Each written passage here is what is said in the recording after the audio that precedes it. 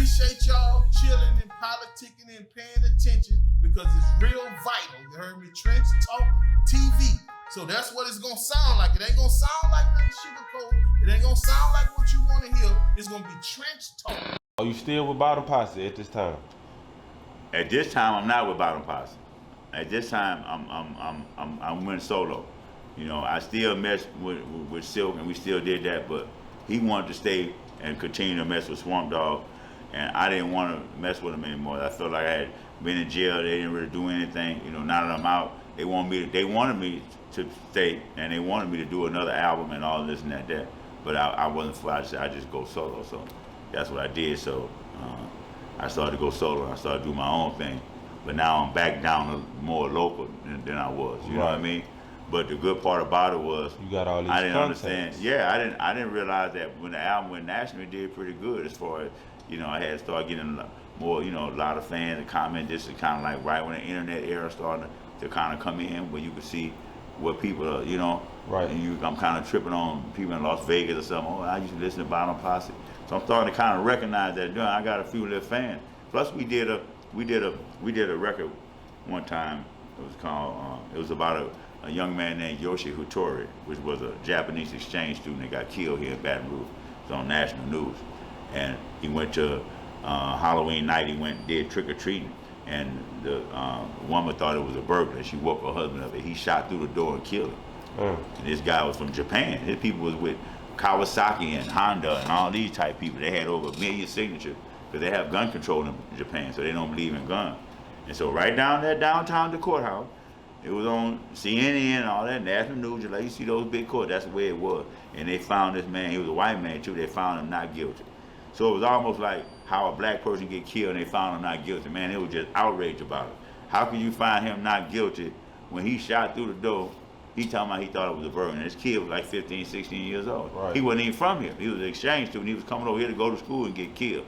So in his country, he had his whole country behind him. And so me and Slim made a song about it. Like how wrong it was, you know, stuff like that. And that song, they put it over there in Japan, and they, you know, man, they had us in a Japanese magazine. I remember. That's pretty big. They sent the magazine. It was us on one. It was us on one. This before I went to jail, but this was they had us on this side of the magazine. It had Cypress Hill on this side of the magazine. But it was in Japanese. We didn't understand. We couldn't understand it. So we went to Southern University and went to they had a lady up there who taught Japanese. We went up there and she translated it for us and was, you know, telling us, you know, that they was happy with what we made, this, you know, the song about Yoshi Hattori and everything. So are you realizing the reach that you got or the influence that you all have at the time when stuff like that is falling in your lap? No. I'm not even gonna lie to you. You know, I kind of see it now because I see a lot of, you know, things I see on the internet or people have reached out to me from other countries. They say hindsight. Yeah, exactly. I've had people reach out to me now from Finland, from Rome here recently. You know, and it amazes me. You know what I mean? Or people from different parts of the country or something, or on the YouTube. You know, I never uploaded any videos on YouTube, but my fans have, you know what I mean? They've been up there 7, 8 years, 9 years, some of them. And so, you know, it's just all up to, you know, it's all them. You know, it's my fans, basically, you know. What would you say your biggest hurdle is at that point?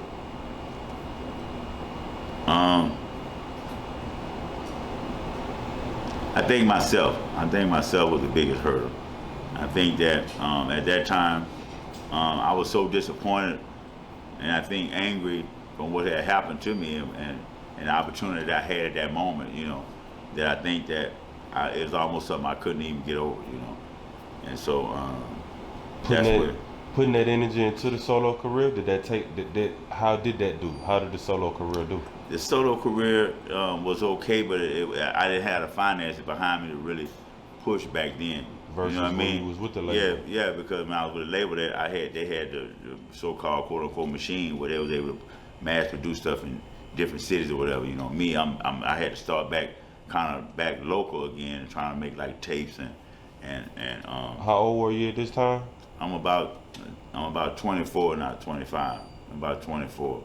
This is like 94, 95. You know what I mean? You got kids at this point? Yes, I have a kid. I have a daughter. You know, and so she's about 2. You know, and she was in 1993 that I had her, and so June of 1993, and so so it's a little bit more pressure, and I got a guy that's supposed to be backing me, but you know, he's just a regular working person. He's not like, you know, somebody who's in the streets or making money this way, that way, like I used to have. Right. I had a little bit more, you know, resources. But now I'm trying to work with somebody because it's almost like I'm trying to shift and do something different. You know, at this time I also getting into the computer age, so my producers that I'm messing with is not even, you know, I'm messing with, you know, I don't have the best producers. You know what I mean?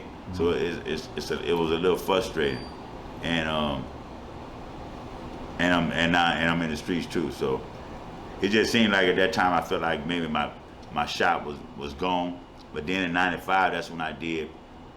That's when CeeLo did the concentration camp, the very first one. Right. Where how you do that there and everything. And I did a song on that called Bloody Murder, and so a lot of people like that one too. That's kind of a cult classic. So that kind of brought me back where I know I can do this thing, kind of, you know, let me know that, hey, I'm still Joker P. I'm still I'm still one of them ones. Yeah, when it comes to Baton Rouge, I'm still one of them ones. It's just I don't know what is. I can't say it was hate, envy, or jealousy, but it's just like nobody was ready to, knowing that they know I'm him, you know. But it's like they were putting their money elsewhere, behind other people. In other words, yeah, it's kind of like that. So, how much? And of course, I know we can all take accountability at this point. How much would you say? How much accountability? I think I might have asked it in a different way already. Accountability, would I take myself, or do I put on the label, or Slim? I ain't asking that just yet. What you have your daughter, you went the solo route. That's not doing so good for you.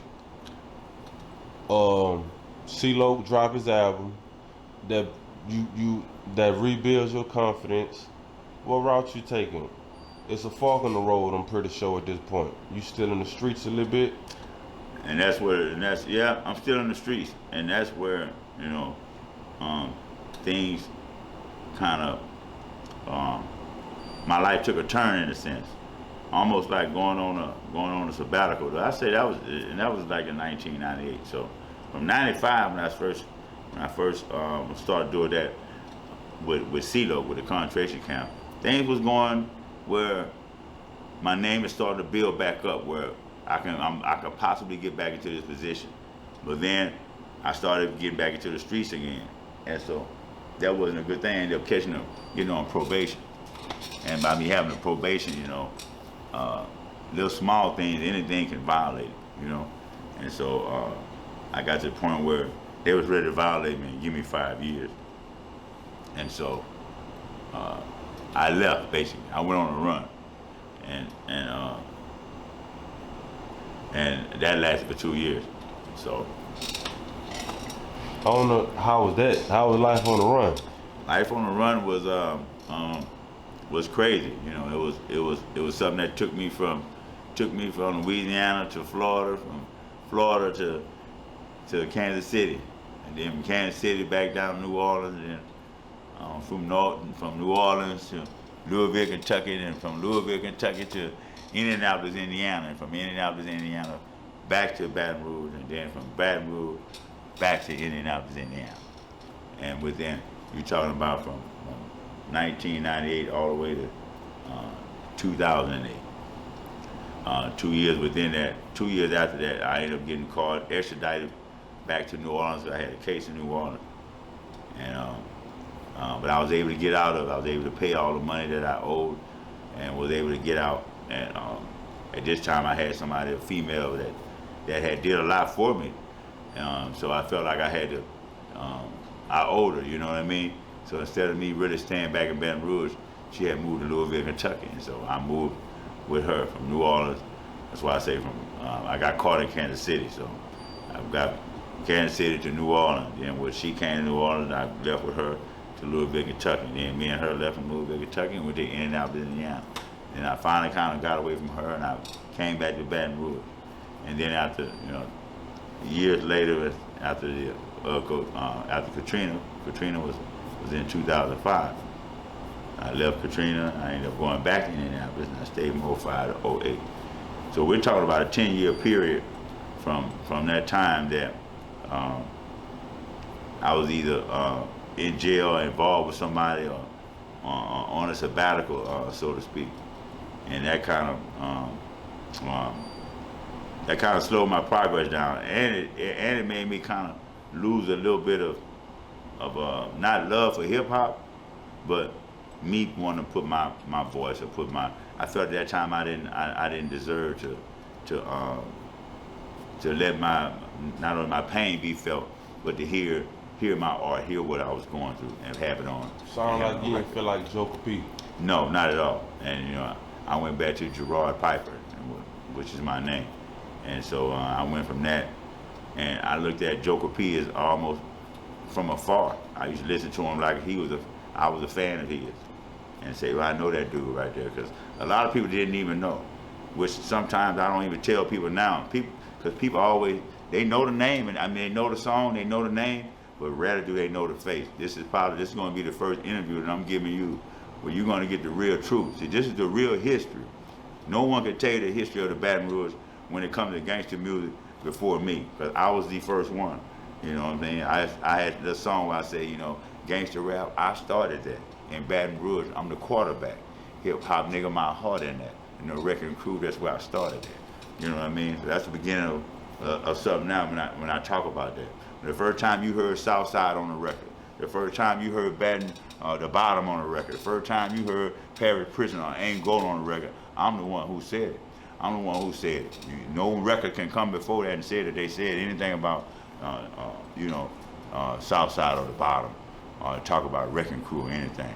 No rapper can say that they said it before me. I'm the one that broke the mold to say that for these guys, for the Kevin Gates, for the CeeLos, for the NBA Young Boys, for the Fredo Bangs, for the Young Bleeds, for the Max Manellas, for all these guys that's coming out of Baton Rouge, they came, behind me. Like I said, I felt like if Baton Rouge can get out there, people can really see our swag, they would appreciate us, and I was right.